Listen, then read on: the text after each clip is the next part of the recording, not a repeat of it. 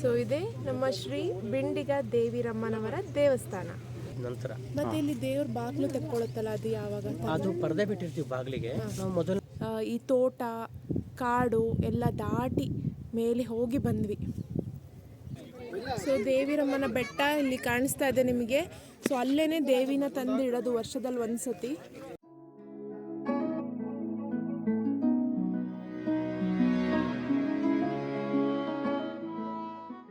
Hello ಸ್ನೇಹಿತರೆ, ಎಲ್ರಿಗೂ ನಮಸ್ಕಾರ.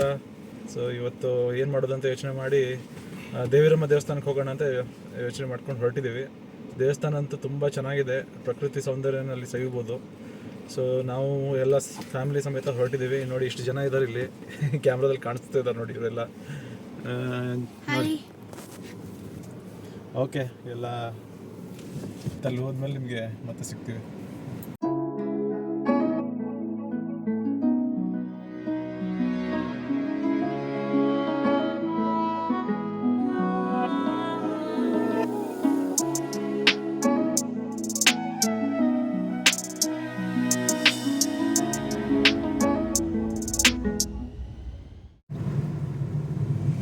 ನಮಗೆಲ್ಲ ಹಬ್ಬ ಅಂದ ತಕ್ಷಣ ನೆನಪಿಗೆ ಬರೋದೇ ಯುಗಾದಿ ಹಬ್ಬ, ಗೌರಿ ಗಣೇಶ ಹಬ್ಬ ಮತ್ತು ದೀಪಾವಳಿ ಹಬ್ಬ. ಸೊ ಈಗ ದೀಪಾವಳಿ ಹಬ್ಬ ಅಂತ ಅಂದ್ಕೊಂಡ್ರೆ ಪಟಾಕಿ, ದೀಪ ಮತ್ತು ಮನೇಲಿ ಮಾಡೋವಂಥ ಅಡಿಗೆಗಳು ಇವೆಲ್ಲ ನೆನಪಾಗುತ್ತೆ.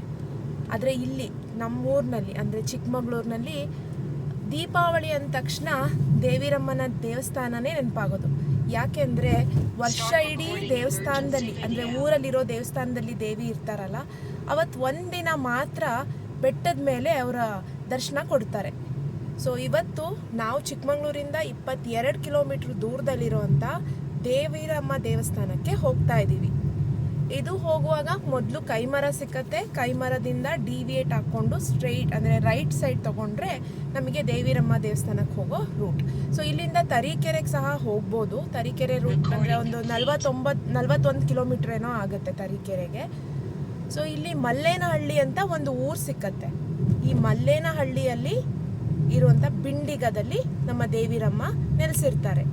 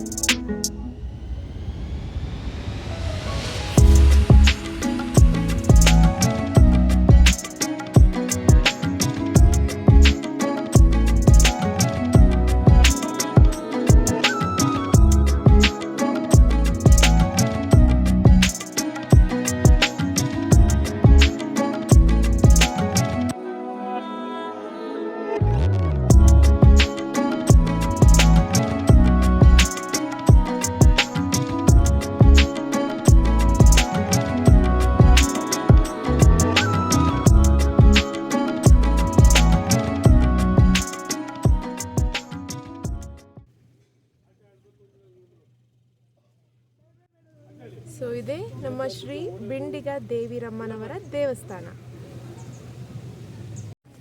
ಬನ್ನಿ, ನಾವು ಇವಾಗ ದೇವಿರಮ್ಮ ದೇವಸ್ಥಾನಕ್ಕೆ ಬಂದಿದ್ದೀವಿ. ಸೊ ಇಲ್ಲಿ ದೇವಸ್ಥಾನ ನೋಡಿ, ನನ್ನ ಬ್ಯಾಕ್ಗ್ರೌಂಡಲ್ಲಿ ಕಾಣಿಸ್ತಿದೆ ನೋಡಿ, ವ್ಯೂ ಹೆಂಗಿದೆ ಇಲ್ಲಿ. ಸೊ ಹಿಂದ್ಗಡೆ ಕಾಣಿಸ್ತಾ ಇರೋದೇ ದೇವಿರಮ್ಮ ಬೆಟ್ಟ.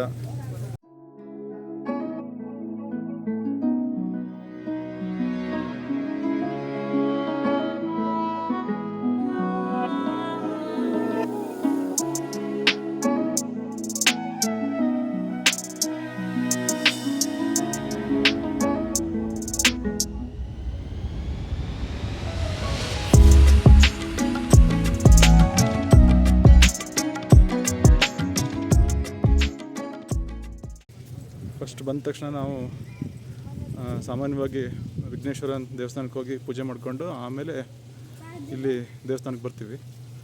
ಸೊ ಮೊದಲೇ ಅಲ್ಲಿಗೆ ಹೋಗೋಣ. ನೋಡಿ, ಇದೆಲ್ಲ ಲೇಟೆಸ್ಟ್ ಡೆವಲಪ್ಮೆಂಟ್, ಈಗೀಗ ಡೆವಲಪ್ ಆಗಿದ್ದು. ಈಗೊಂದು 2-3 ವರ್ಷದ ಹಿಂದೆ ಬಂದಿದ್ದರೆ ಈ ಥರ ಎಲ್ಲ ನಿಮಗೆ ಈ ಥರ ಮಾರ್ಬಲ್ಸ್ ಎಲ್ಲ ಹಾಕಿ ಗ್ರನೈಟ್ ಎಲ್ಲ ಕೂರಿಸಿ ಅದೇನೂ ಮಾಡಿರಲಿಲ್ಲ. ಇದೆಲ್ಲ ಇತ್ತೀಚೆಗೆ ಆಗಿದ್ದು.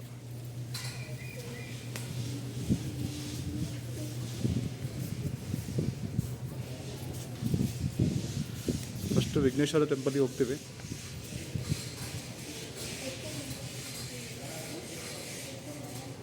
ನೋಡಿ ಇನ್ನೂ ಏನು ಅಲಂಕಾರ ಎಲ್ಲ ಮಾಡ್ತಾ ಇದ್ದಾರೆ. ಇದೆಲ್ಲ ಮೋಸ್ಟ್ಲಿ ನೆಕ್ಸ್ಟ್ ಬರೋ ಪೂಜೆಗೋಸ್ಕರ ಮಾಡ್ತಿದ್ದಾರೆ.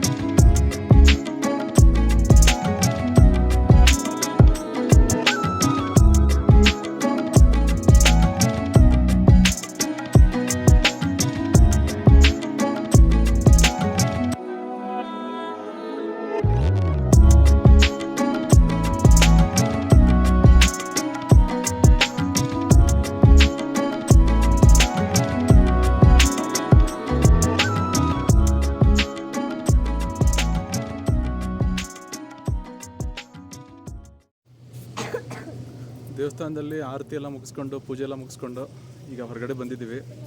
ಸೊ ಹೊರಗಡೆ ಅಲ್ಲಿ ಒಳಗಡೆ ಅಂತೂ ವಿಡಿಯೋ ಮಾಡೋಕ್ಕೆ ಅವಕಾಶ ಇಲ್ಲ, ಅದಕ್ಕೋಸ್ಕರ ಹೊರಗಡೆನೇ ಬಂದು ಆದಷ್ಟು ವಿಡಿಯೋ ಮಾಡಲಿಕ್ಕೆ ಟ್ರೈ ಮಾಡ್ತಿದ್ದೀವಿ. ಸೊ ಏನು ಹಿಸ್ಟ್ರಿ ಇದು, ಯಾವ ಥರ ಸ್ಟಾರ್ಟ್ ಆಯಿತು? ದೇವಿರಮ್ಮ ಅಂದರೆ ನಾವು ಅವರಿಗೆ ಚಾಮುಂಡೇಶ್ವರಿ ಅವರು ಮಹಿಷಾಸುರ ಸಂಹಾರ ಮಾಡ್ತಾರೆ. ಸಂಹಾರ ಮಾಡಿದ ನಂತರ ಲೋಕ ಕಲ್ಯಾಣಕ್ಕೋಸ್ಕರ ವಿಶ್ರಾಂತಿ ತಗೊಳ್ಬೇಕು, ನನ್ನಿಂದ ಲೋಕ ಕಲ್ಯಾಣ ಆಗಬೇಕು, ನನ್ನ ಕೋಪ ಕಡಿಮೆ ಮಾಡ್ಕೊಳ್ಬೇಕು ಅಂತೇಳಿ ಏನು ನಾವು ಚಂದ್ರ ದ್ರೋಣ ಪರ್ವತ ಅಂತ ಕರಿತೀವಿ, ಆ ಪರ್ವತ ಸಾಲಲ್ಲಿ ಒಂದು ಬೆಟ್ಟನ ಆಯ್ಕೆ ಮಾಡಿ ಆ ಬೆಟ್ಟದಲ್ಲಿ ಕೂತ್ಕೊಳ್ತಾರೆ. ಅಲ್ಲಿ ಕೂತು ಕಾಲಕ್ರಮೇಣ ಅವ್ರ ಕೋಪ ಕಡಿಮೆ ಆಗುತ್ತೆ, ದೇವಿ ಅವತಾರಕ್ಕೆ ಮರಳ್ತಾರೆ. ಮರಳಿದ ಮೇಲೆ ದೇವಿಗೆ ಪೂಜೆ ಆಗಬೇಕಾಗಿರುತ್ತೆ. ಅಲ್ಲಿ ಪೂಜೆ ನಡೆಸ್ಕೊಡೋರು ಯಾರೂ ಇಲ್ಲ, ಯಾಕೆಂದರೆ ದೇವಿಯಲ್ಲಿ ನೆಲೆಸಿರೋದೇ ಯಾರಿಗೂ ಗೊತ್ತಿರೋಲ್ಲ. ಗ್ರಾಮಸ್ಥರು ಕನಸಲ್ಲಿ ಬಂದು ಕಾಣಿಸ್ಕೊಳ್ತಾ ಇರ್ತಾರೆ ಅಮ್ಮನವರು. ನಂತರ ಕಾಣಿಸಾದ್ಮೇಲೆ ಗ್ರಾಮಸ್ಥರೆಲ್ಲ ಅಲ್ಲಿ ಹೋಗಿ ದರ್ಶನ ಮಾಡಿ ಬರ್ತಾರೆ. ತುಂಬ ಕಡಿದಾಗಿರೋ ಬೆಟ್ಟ ಇರುತ್ತೆ, ತುಂಬ ಕಷ್ಟಕರವಾದ ಹಾದಿ, ರಸ್ತೆ, ನೀರಾಗಲಿ ಕರೆಂಟು ಯಾವುದೂ ವ್ಯವಸ್ಥೆಗಳಿರೋದಿಲ್ಲ. ದೇವಿಗೆ ಪ್ರಾರ್ಥನೆ ಮಾಡಿ ಬರ್ತಾರೆ. ಪ್ರತಿನಿತ್ಯ ನಿನ್ನ ಸೇವೆ ಮಾಡೋಕ್ಕೆ 8ರಿಂದ 9 ಕಿಲೋಮೀಟರ್ ನೀವು ಕ್ರಮಿಸಿ ಬರೋಕ್ಕಾಗಲ್ಲ, ಕಾಡು ಪ್ರಾಣಿಗಳ ಭಯ ಇರುತ್ತೆ, ನೀವೇನಾದರೂ ನಿಮಗೊಂದು ದಾರಿ ತೋರಿಸಿ ಅಂತೇಳಿ ದೇವಿಗೆ ಪ್ರಾರ್ಥನೆ ಮಾಡ್ಕೊಂಡು ಬಂದಾಗ ದೇವಿ ಮತ್ತೆ ಪುನಃ ಸ್ವಪ್ನದಲ್ಲಿ ಬರ್ತಾರೆ. ಬಂದು ನನ್ನ ಮೂಲ ಸ್ಥಾನ ಅದಾಗಿರೋದ್ರಿಂದ ನನಗೆ ವರ್ಷದಲ್ಲೂ ಒಂದು ದಿನ ಅಲ್ಲಿ ಪೂಜೆ ನಡೆಸ್ಕೊಡಿ. ನಾನು ಏನು ಬಿಂಡಿಗ ಮಲೆನಹಳ್ಳಿ ಗ್ರಾಮ ಇದೆ, ಇಲ್ಲಿ ಬಂದು ನೆಲೆಸ್ತೀನಿ. ನಾನು ಬರುವಾಗ ನಾನು ಒಬ್ಬಳೇ ಬರೋಲ್ಲ, ನನ್ನ ಸಹೋದರಿಯರು ಬರ್ತಾರೆ, ಅವರಿಗೂ ನೀವು ಪೂಜೆ ಮಾಡಬೇಕು. ಒಂದು ಗುಡಿ ಕಟ್ಟಿ ಪೂಜೆ ನಡೆಸ್ಕೊಡಿ. ವರ್ಷ ಪೂರ್ತಿ ಈ ಗ್ರಾಮದಲ್ಲಿ ಪೂಜೆ ಮಾಡಿ, ವರ್ಷದಲ್ಲಿ ಒಂದಿನ ಏನು ನರಕ ಚತುರ್ದಶಿ ಬರುತ್ತೋ ಆ ದಿನ ಬೆಟ್ಟದ ಮೇಲೆ ಪೂಜೆ ಮಾಡಿ ಅಂತ ಹೇಳ್ತಾರೆ. ಅದೇ ಮಾತಿನಂತೆ ದೇವಿ ಇಲ್ಲಿ ಬಂದು ನೆಲೆಸ್ತಾರೆ. ನಾವು ದೇವಿ ಬಲಭಾಗದಲ್ಲಿ ನೋಡ್ಬೋದು, ಹಾಲಮ್ಮ ಅಂತ ಕರಿತೀವಿ. ಅವ್ರಿಗೆ ಅನ್ನಪೂರ್ಣೇಶ್ವರಿ ಸ್ವರೂಪ. ದೇವಿರಮ್ಮ ಎಡಗಡೆ ಮಹಾಲಕ್ಷ್ಮಿ ದೇವಿ ಇದ್ದಾರೆ, ಅವರಿಗೆ ನಾವು ಚಿಕ್ಕಮ್ಮ ಅಂತೇಳಿ ಹಳ್ಳಿ ಭಾಷೆಯಲ್ಲಿ ಕರಿತೀವಿ. ಸುಮಾರು 800 ವರ್ಷಗಳ ಇತಿಹಾಸ ಇದೆ. ವಿಗ್ರಹ ಪ್ರತಿಷ್ಠಾಪನೆ ಮಾಡಿಸಿ ಈಗ ಹೊಸ ದೇವಸ್ಥಾನ ಮಾಡಿ 11 ವರ್ಷ ಆಗಿದೆ. ಜೀರ್ಣೋದ್ಧಾರ ಮಾಡ್ಕೊಂಡಿರೋದು, ಹೊಸ ರೂಪುರೇಷೆ ಕೊಟ್ಟು 11 ವರ್ಷ ಕಂಪ್ಲೀಟ್ ಆಗಿದೆ. ವರ್ಷದಲ್ಲಿ ಒಂದಿನ ಮಾತ್ರ ನಾವು ಬೆಟ್ಟಕ್ಕೆ ಹೋಗಿ ಪೂಜೆ ಮಾಡ್ತೀವಿ. ಇನ್ನು ವರ್ಷ ಪೂರ್ತಿ ಇಲ್ಲೇ ಅನ್ನದಾನ ಇರುತ್ತೆ, ಅಭಿಷೇಕಗಳಿರುತ್ತೆ. ಪ್ರತಿನಿತ್ಯ ನಾವು ಇಲ್ಲಿ ಪೂಜೆ ನಡೆಸ್ಕೊಡ್ತೀವಿ. ದೀಪಾವಳಿ ದಿನ ಮಾತ್ರ ಅಲ್ಲಿ ಬೆಟ್ಟಕ್ಕೆ ಹೋಗಿ, ದೀಪಾವಳಿ ನರಕ ಚತುರ್ದಶಿ ಏನಿರುತ್ತೆ ಆ ದಿನ ಮಾತ್ರ ನಾವು ಬೆಟ್ಟದಲ್ಲಿ ಹೋಗಿ ಪೂಜೆ ಮಾಡ್ತೀವಿ. ಯಾಕಂದರೆ ತುಂಬ ಕಷ್ಟ ಇದೆ, 8 ಕಿಲೋಮೀಟ್ರ್ ಆಗುತ್ತೆ, ದಿನನಿತ್ಯ ಹೋಗಿ ಬರೋಕ್ಕಾಗಲ್ಲ, ತುಂಬ ತೊಂದರೆಗಳಿದೆ, ನೀರು ಕರೆಂಟು ಯಾವುದೇ ವ್ಯವಸ್ಥೆಗಳಿರಲ್ಲ. ಮತ್ತು ದಾರಿ ತಪ್ಪಿದ್ರೆ ಮುತ್ತೋಡಿ ಫಾರೆಸ್ಟ್ ಹೋಗ್ತೀವಿ, ಕಾಡು ಪ್ರಾಣಿಗಳಿರುತ್ತೆ. ಆ ಭಯಕ್ಕೋಸ್ಕರ ಇಲ್ಲೇ ಗುಡಿ ಮಾಡಿ ಇಲ್ಲೇ ಪೂಜೆ ನಡೆಸ್ಕೊಳ್ತಾ ಬಂದಿದ್ವಿ. ಅಲ್ಲಿ ದೀಪ ಸಂಜೆ ನೋಡ್ಬಿಟ್ಟು ಆ ದೀಪ ಮಾಡ್ತೀವಿ, ಅಲ್ಲಿ ದೀಪ ಕಚ್ಚುತ್ತೀವಿ. ಆ ದೀಪ ಜ್ಯೋತಿ ಮುಖಾಂತರ ದೇವಿ ಇಡೀ ಪ್ರಪಂಚಕ್ಕೆ ಬಂದು ಭಕ್ತಾದಿಗಳಿಗೆಲ್ಲ ಆಶೀರ್ವಾದ ಮಾಡ್ತಾರೆ ಅಂತ ನಮ್ಮ ನಂಬಿಕೆ.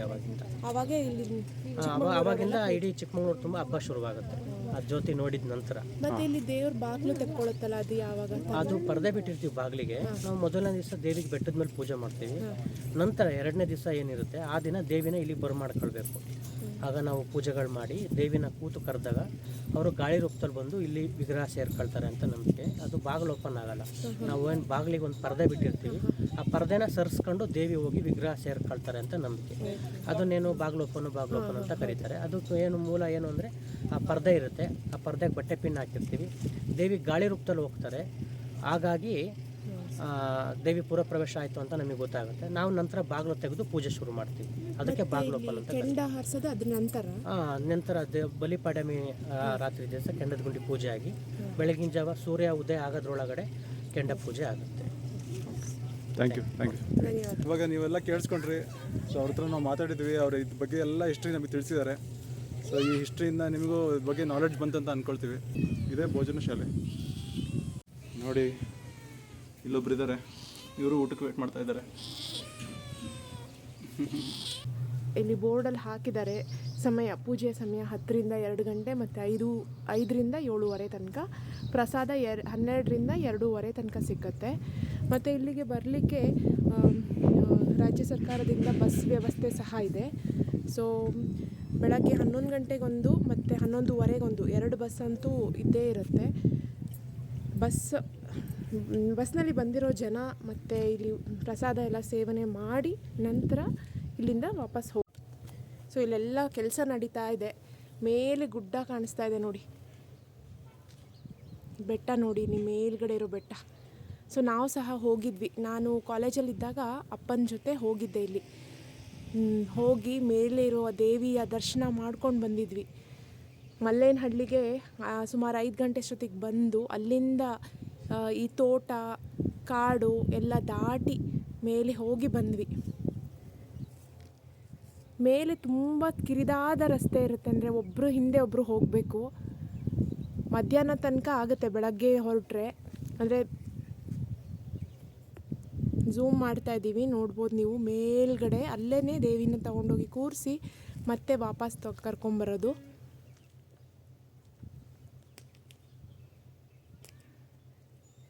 ಸೊ ಇಲ್ಲಿ ಹೋಗೋದಕ್ಕೆ ನಿಯಮಗಳಿದೆ. ಬೆಟ್ಟದ ಮೇಲೆ ಹೋಗುವಾಗ ಬರೀ ಕಾಲಿನಲ್ಲೇ ಹೋಗಬೇಕು. ಯಾವುದೇ ಥರದ ಪ್ಲಾಸ್ಟಿಕ್ ವಸ್ತುಗಳನ್ನ ತಗೊಂಡು ಹೋಗಬಾರ್ದು. ದೇವರ ದರ್ಶನ ಆದಮೇಲೆ ವಾಪಸ್ ಬರುವಾಗ ಅಲ್ಲೇ ಪ್ರಸಾದ ಎಲ್ಲ ಕೊಡ್ತಾರೆ. ಅಲ್ಲೇ ನೀರು ಪ್ರಸಾದ ಎಲ್ಲದಕ್ಕೂ ವ್ಯವಸ್ಥೆ ಸಹ ಮಾಡಿರ್ತಾರೆ. ನಾನು ನಿಮಗೆ ಹೇಳಿದ ಹಾಗೆ ಚಾಮುಂಡೇಶ್ವರಿ ದೇವಿ ಇಲ್ಲಿ ಮಹಿಷಾಸುರನ ಇದು ಸಂಹಾರ ಮಾಡಿದ್ಮೇಲೆ ಬಂದು ಚಂದ್ರದ್ರೋಣ ಬೆಟ್ಟದ ಮೇಲೆ, ಅಂದರೆ ಇಲ್ಲಿ ಹಿಂದೆ ಕಾಣಿಸ್ತಿರೋಂಥ ಬೆಟ್ಟ ಏನಿದೆ ಅದ್ರ ಮೇಲೆ ನೆಲೆಸ್ತಾರೆ. ನೆಲೆಸೋಕ್ಕೂ ಮುಂಚೆ ಇಲ್ಲಿ ಬಂದು ಕೇಳ್ತಾರೆ. ಇಲ್ಲಿ 5 ಜನ ಸಿದ್ಧಿ ಪುರುಷರನ್ನ ಕೇಳ್ತಾರೆ. 5 ಜನ ಸಿದ್ಧಿ ಪುರುಷರಾದಂಥ ರುದ್ರಮುನಿ ಮತ್ತು ಸೀತಾಳಯ್ಯ, ಮುಳ್ಳಯ್ಯ, ದತ್ತಾತ್ರೇಯ ಮತ್ತು ಗಾಲಳ್ಳಿ ಅಚ್ಚಯ್ಯ, ಈ 5 ಜನ ಪುರುಷರನ್ನ ಕೇಳಿದಾಗ ಅವ್ರು ಹೇಳ್ತಾರೆ ಇಲ್ಲೇ ಸ್ವಲ್ಪ ದೂರದಲ್ಲಿರೋ ಬೆಟ್ಟದಲ್ಲಿ ನೆಲೆಸು ಅಂತ. ಸೊ ಇದು ಮುಳ್ಳಯ್ಯನಗಿರಿ ಶ್ರೇಣಿಯಲ್ಲೇ ಪಕ್ಕದಲ್ಲಿರುವಂಥ ಬೆಟ್ಟದಲ್ಲೇ ದೇವಿ ಬಂದು ನೆಲೆಸ್ತಾರೆ. ಅಲ್ಲಿ ಮೇಲೆ ಪೂಜೆ ಮಾಡೋದು ದಿನನಿತ್ಯ ಪೂಜೆ ಮಾಡಲಿಕ್ಕೆ ಕಷ್ಟ ಆಗ್ತಿತ್ತಂತೆ. ಯಾಕೆಂದರೆ ಇಲ್ಲಿಂದ ಊರಿಂದ ಜನ ಹೋಗಿ ಪೂಜಾರರು ಹೋಗಿ ಕಲ್ಲು ಮುಳ್ಳು ಮತ್ತು ಮಳೆ ಇದರಲ್ಲೆಲ್ಲ ಹೋಗೋದು, ಕಾಡು ಪ್ರಾಣಿಗಳ ಕಾಟ ಎಲ್ಲ ಇತ್ತು.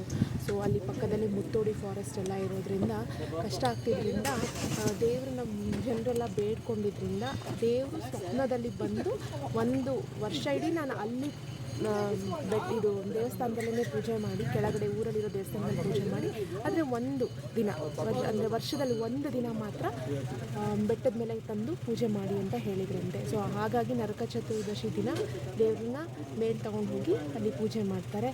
ಆಮೇಲೆ ಇಲ್ಲಿ ವಾಪಸ್ ಬಂದು, ಅಂದರೆ ಇಲ್ಲಿ ಮೇಲ್ಗಡೆ ಹಬ್ಬದ ದಿನ ನಾವೆಲ್ಲ ಬೆಟ್ಟ ಹತ್ಕೊಂಡು ಹೋಗ್ತೀವಲ್ಲ, ಆವಾಗ ಕಟ್ಟಿಗೆ ಎಲ್ಲ ತೊಗೊಂಡು ಹೋಗ್ತೀವಿ. ಅಲ್ಲಿ ಹೋಗಿ ಅಲ್ಲಿ ಸಂಜೆ ದೀಪ ಹಚ್ತಾರೆ. ದೀಪ ಹಚ್ಚಿದ್ನ ಆ ದೀಪ ನೋಡಿ ಇಲ್ಲಿ ಜನ ಎಲ್ಲ, ಚಿಕ್ಕಮಗಳೂರು ಜನ ಎಲ್ಲ ದೀಪಾವಳಿ ಹಬ್ಬನ ಮಾಡೋದು. ಸೊ ಅದ್ರ ನಂತರ ಇಲ್ಲಿ 1 ವಾರಗಟ್ಟಲೆ ಹಬ್ಬದ ವಾತಾವರಣವೇ ಇರುತ್ತೆ. ಕೆಂಡ ಇರುತ್ತೆ, ಬೇರೆ ಬೇರೆ ಥರದ ಪೂಜೆಗಳಿರುತ್ತೆ. ಸೊ ಆದರೆ ನೀವು ಒಂದು ಸತಿ ದೀಪಾವಳಿ ಸಮಯದಲ್ಲಿ ಇಲ್ಲಿ ಬಂದು ಹೋಗಿ.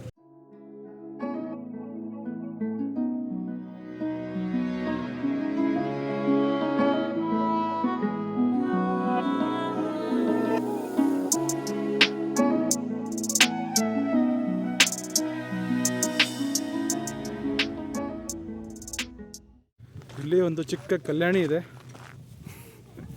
ಸೊ ನೋಡಿ ಹಿಂಗಿದೆ.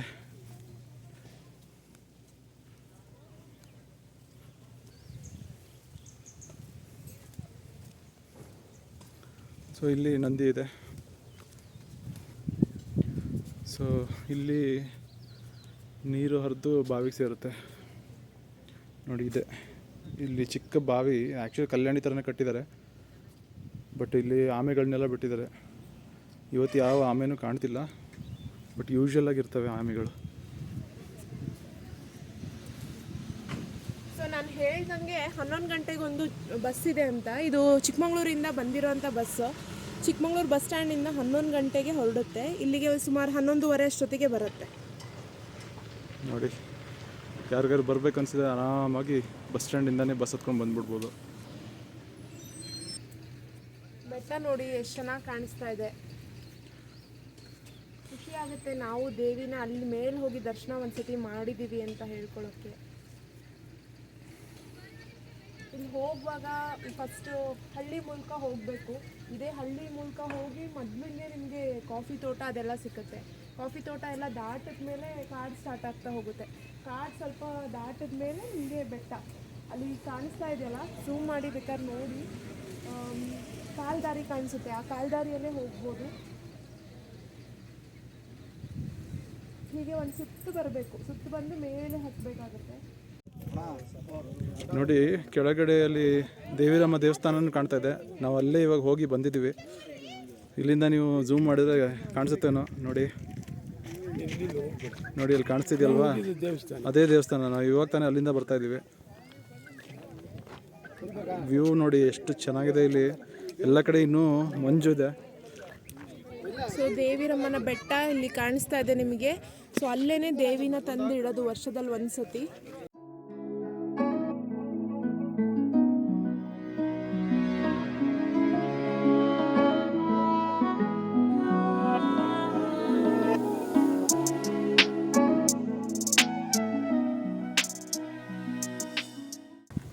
ಸೊ ಇವತ್ತು ದರ್ಶನ ಆಯಿತು. ದರ್ಶನ ಮುಗಿಸ್ಕೊಂಡು ನಾವು ಇವಾಗ ಮತ್ತೆ ಮನೆ ಕಡೆ ಹೊರಟಿದ್ದೀವಿ. ಸೊ ಮನೆಗೆ ಹೋಗಿ ಮತ್ತೆ ಏನು ಮಾಡೋದು ಅಂತ ಇನ್ನೂ ಯೋಚನೆ ಮಾಡಿಲ್ಲ. ಅದು ಆಮೇಲೆ ಯೋಚನೆ ಮಾಡಿ ಏನಾದರೂ ಎಲ್ಲರೂ ಹೊರಟ್ರೆ ಮತ್ತೆ ಸಿಗೋಣ ಎಲ್ಲರೂ. ಅಲ್ಲಿವರೆಗೂ ಟೇಕ್ ಕೇರ್.